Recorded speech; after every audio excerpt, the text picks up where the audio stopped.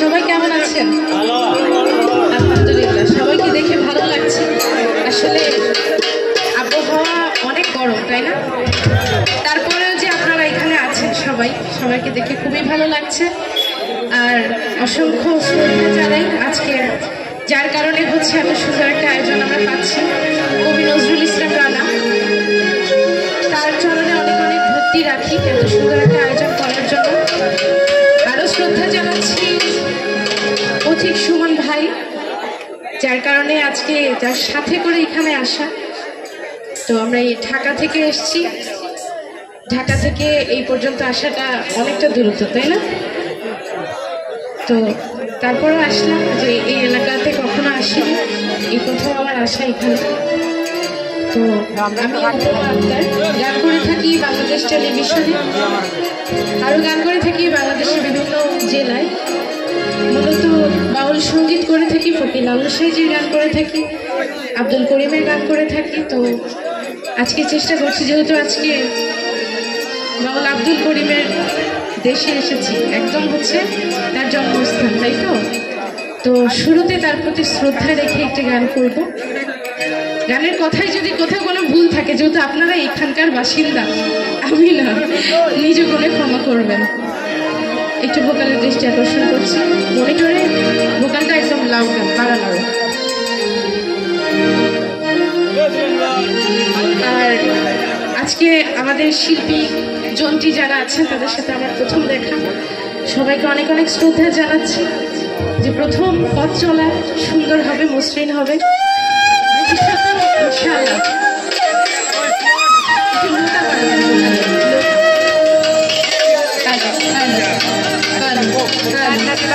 একটু রিভার্ব দিয়ে দাও, রিভার্ব করে দাও।